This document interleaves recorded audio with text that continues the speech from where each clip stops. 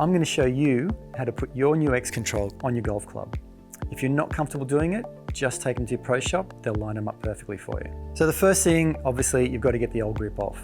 I haven't got a hook knife, and you don't really need one. It's easier and safer with a hook knife. Just remember, if you're using a standard sort of blade knife, just make sure your fingers aren't in the way.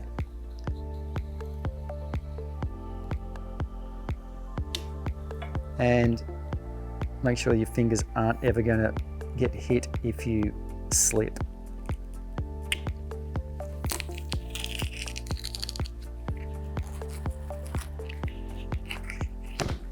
The old paper's still on. As long as you get the paper off, a lot of times people leave the glue on.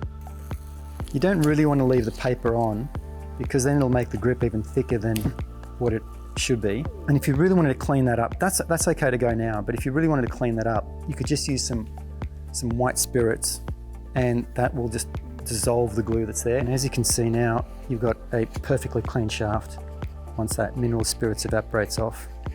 So you want to put tape along the shaft and then put the grip on top.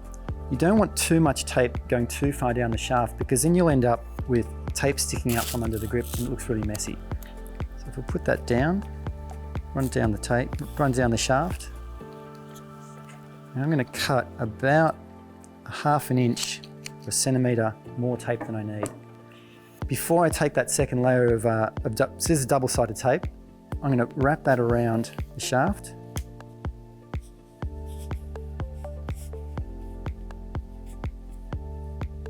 Now that you've got your tape on, you want to remove the protective layer from the other side of the double-sided tape.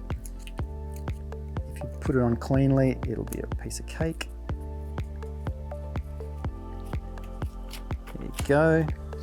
So that little excess bit of tape, I've folded it over and tucked it into the shaft. This end's sealed, it's not going to get any mud or water down there. Next we're going to put on this XControl grip. We're going to wet this tape with our solvent. Some people even use water.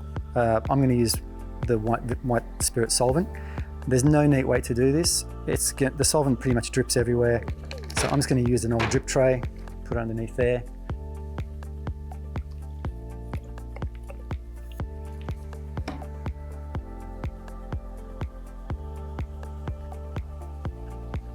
Once that's on, I'm going to just push that straight on. You can see how easily that's going on now.